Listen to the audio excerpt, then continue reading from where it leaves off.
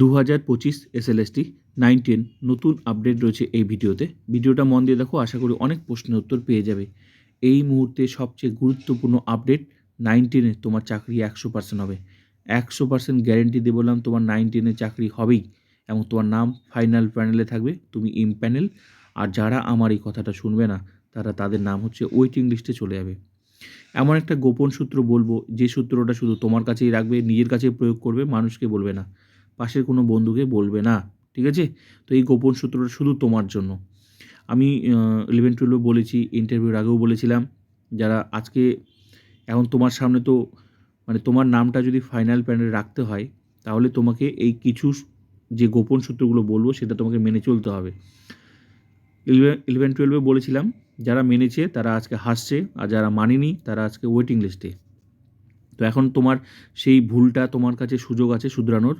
তো তোমাদেরকে বলছি, এখনও বলছি, যেটা বলছি সেটা মেনে চলো, নাহলে কি, এখন বাকিটা তোমার ব্যাপার, ঠিক আছে? ওয়েটিং লিস্টে থাকলে সেদিন বুঝতে পারবে যে আমি কেন গোল্ড মেডেলিস্ট হয়েও আমার নাম কেন ওয়েটিং লিস্টে, আমি ইউনিভার্সিটি টপার, কলেজ টপার হয়েও আমার নাম কেন ওয়েটিং লিস্টে, আমি আমার পাশের বন্ধু এত খারাপ স্টুডেন্ট, আজকে ও হচ্ছে ফাইনাল প্যানেলে, আমি এত ভালো মেধাবী হয়েও আমার নামটা কেন ওয়েটিং লিস্টে।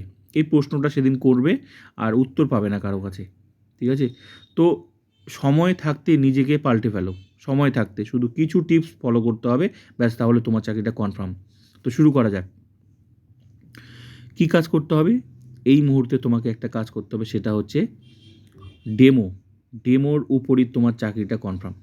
যেটা আমি 11-12 বলেছিলাম, আমার কথা অনেকে শুনেনি। যারা শুনেছিল তারা আজকে ফাইনাল প্যানেলে আছে, যারা শোনেনি, হ্যাঁ। আর অনেকের কথা না, এই যে সোশ্যাল মিডিয়াতে, ফ্রেশার্সদের চাকরি হবে না, ফ্রেশার্স চাকরি দেবে না, ইন সার্ভিসদের চাকরি হবে, 2016 সবার চাকরি হবে। দেখেছো?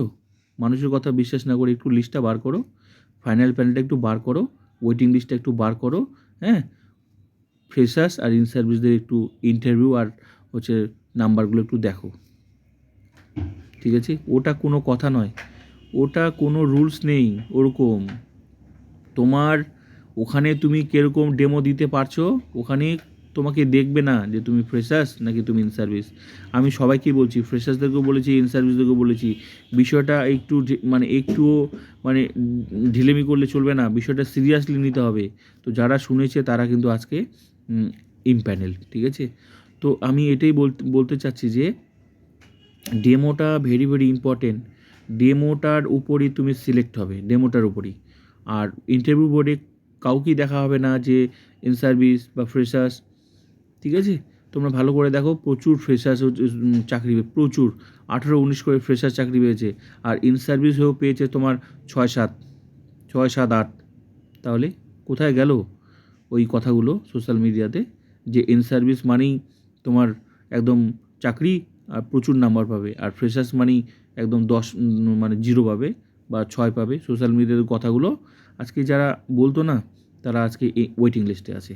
তাই এই নেগেটিভ কথা থেকে দূরে থাকো, আর যেটা বলছি সেটা, ঠিক আছে? আমার কথা যদি বিশ্বাস না হয়, একটু ওয়েটিং লিস্টটা বার করে ওয়েটিং লিস্টের তালিকাটা দেখবে, কত in service teacher 2016 in service teacher waiting লিস্টে আছে। তারা তো চাকরিজীবী, তো ইন সার্ভিস টিচার হয়েও তারা নাম্বার পেলো না। তারা কি খারাপ স্টুডেন্ট ছিল? তারা 2016-তে যোগ্য নিজের মেধার ভিত্তিতে চাকরি পেয়েছে।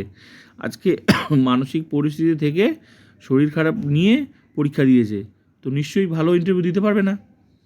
মানসিক টেনশনে, যেখানে মনে করো তোমার একটা মৃত্যুদণ্ড ঘোষণা করা হয়েছে, আর তুমি তারপরে দিন তো যদি তোমাকে বলা হয় যে তুমি মাছ খাবে না মাংস খাবে, খেতে পারবা তুমি? কোনোদিনও পারবা না। তো সেরকমই তো ব্যাপার হয়েছে। তারপরও যারা স্ট্রং, মানসিকভাবে সবাই স্ট্রং থাকতে পারে না, তারপর যারা স্ট্রং থেকেছে তারা চাকরিটা পেয়েছে, আর যারা থাকতে পারেনি তারা আজকে ওয়েটিং লিস্টে আছে। এটা একটা এর থেকে খারাপ দিন কিছুই নেই। তো এই দিন যাতে ফ্রেশার্সদের বা ইন সার্ভিসদের না আসে, আগে থেকে একটু নিজেদেরকে স্ট্রং রাখো, আর কিছু সূত্র অ্যাপ্লাই করো, নাহলে কিন্তু ওখানে কিছুই দেখা হচ্ছে না, কিছুই দেখবে না, তোমার মেধাটাই দেখা হবে। তো আমি তোমাদের বলছি যে গোপন সূত্রটা, সেটা হচ্ছে ডেমোটা বাড়িতে মনটা শক্ত করে ডেমোটা বারবার করে প্র্যাকটিস করো ডেমোটা, যাতে তুমি 9-10 তোমার হাতে সুযোগ আছে, 9-10 চাকরিটা একদম পাকাপাকি হয়, বারবার করে। আর ডেমোটা একটু কঠিন টপিক সিলেক্ট করবে, কঠিন একটু টপিক সিলেক্ট করবে, যে টপিকটা যাতে সবাই নেয় এরকম টপিক সিলেক্ট করবে না। আর ডেমো কখনো পাশের বন্ধুকে শেয়ার করবে না, যে আমার হচ্ছে ওই ডেমো, তোর কি বল। তো এই ডেমো নিজের টপিক বললে না, ও তোমার ভালোটা চুজ করে নেবে, ঠিক আছে। তো তুমি শুনতে পারো কিন্তু নিজেরটা কখনো বলবে না। তো না বলাই ভালো। আর বিষয়টা হচ্ছে তোমার কঠিন টপিক সিলেক্ট করবে। কঠিনটা এই জন্যই সিলেক্ট করবে যে যদি কঠিনটা করো না, মানে তোমার ওরা তোমাকে কখনো আর খুব কঠিনভাবে হাজাবে না। ওরা তখন বুঝতে পারবে যে এই ক্যান্ডিডেট দম আছে, ভালো টপিক সিলেক্ট করে নিয়ে এসেছে বলেই তো, ভালো ক্যান্ডিডেট, মেধাবী ক্যান্ডিডেট বলেই তো ওটা সিলেক্ট করেছে। আর যদি তুমি সোজা টপিক নিয়ে যাও তখন ওরা বুঝবে যে খুব চালাক ক্যান্ডিডেট, খুব চালাক, সোজা একটা টপিক নিয়ে এসেছে, যেটা আমি কিন্তু 11-12 বলতাম, ঠিক আছে। তো ডেমোর উপরেই কিন্তু সিলেক্ট হবে। ডেমো যদি ভালো দিতে পারো তাহলে তোমার প্রশ্নও কম হবে ইন্টারভিউতে। প্রথমে ডেমো দিয়ে শুরু হচ্ছে, আর তো কিছু জায়গায় আবার প্রথমে ইন্টারভিউ হয়েছে। তো মূলত হচ্ছে সেটা কম ক্ষেত্রে, বেশিরভাগটাই হচ্ছে ডেমোর ক্ষেত্রে। তো কঠিন টপিক সিলেক্ট করবে যাতে তোমাকে ওই ডেমোর উপরে বেশি ফোকাস দিতে পারে আর বেশি প্রশ্ন করতে পারবে না। এর ফলে তোমার কোয়ালিটি কিন্তু মেনটেন হয়ে যাবে ওইখানে, তোমার চাকরি কিন্তু পাকাপাকি, আর ওরা কিন্তু ইমপ্যানেল করে দেবে, নাম্বার বেশি দেবে, ঠিক আছে। তো সেটা ফ্রেশার্স হোক, ইন সার্ভিস হোক, একটু ইন সার্ভিস হলে একটু মনটা শক্ত করে একটু পড়াশোনা করো, 90-এর সুযোগ আছে, 90-এর সুযোগ আছে। আর যারা ওয়েটিং লিস্ট আছে সেটা তো সরকার দেখবে, ঠিক আছে, যেহেতু আবার কোর্ট কেসের ব্যাপার আছে 2016 একটা, তো সেটা সরকার কোর্ট বুঝবে ওদের চাকরি কীভাবে ফেরাবে বা কী করবে।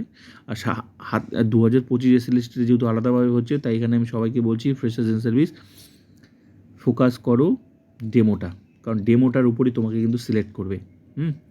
ওখানে তুমি টপার নাকি ইউনিভার্সিটি টপার নাকি কলেজ টপার, ওগুলো অত দেখবে না। তুমি জাস্ট দেখবে তোমার এই মুহূর্তে তুমি ডেমোটা কেমন দিচ্ছ, ঠিক আছে। তো এই মুহূর্তে ডেমো দিতে গেলে তোমাকে বাড়িতে 8-10 বার তোমার প্রতিদিন প্র্যাকটিস করো আর কঠিন টপিক সিলেক্ট করো। এটা হলো একটা তোমার সিলেক্টের একটা মাধ্যম, ঠিক আছে। আর অবশ্যই বলছি তোমাদের হচ্ছে তোমার মনে করো ইমপ্যানেল হয়ে গেলে তারপর আরেকটা কাজ, তোমার সারা জীবনের জন্য স্কুলটা পছন্দ। যখন তুমি কাউন্সেলিং করবে, যখন ফাইনাল প্যানেল বার হওয়ার পর তো কাউন্সেলিং হবে, তো মনে করো তুমি এই সূত্রগুলো মানলে তোমার নাম ফাইনাল প্যানেলে আসবে। এবার এসে যখন গেল তারপর তোমার হচ্ছে কাউন্সেলিং, যেটা তুমি বাড়ির পাশে স্কুলটা নেবে।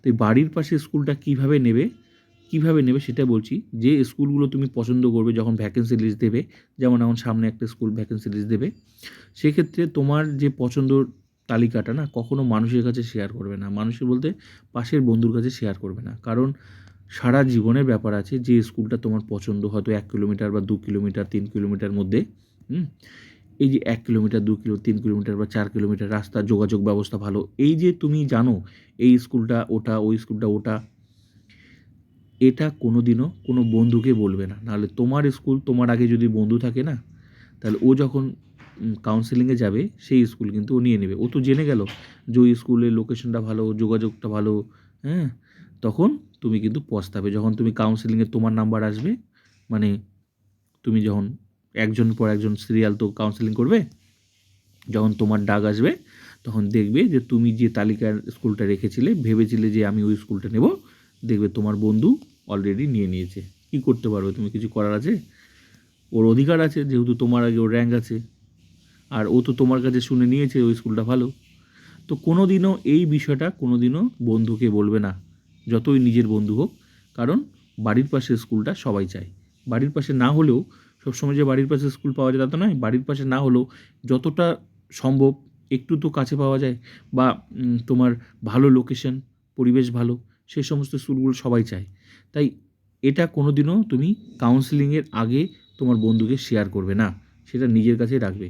তো এই একটা হচ্ছে সিলেক্ট কীভাবে হবে আমি তোমাদের বলে দিলাম। ডেমোর ভিত্তিতে তুমি ভালো ডেমো দিবে তো তোমার ইমপ্যানেল লিস্টে নাম আসবে।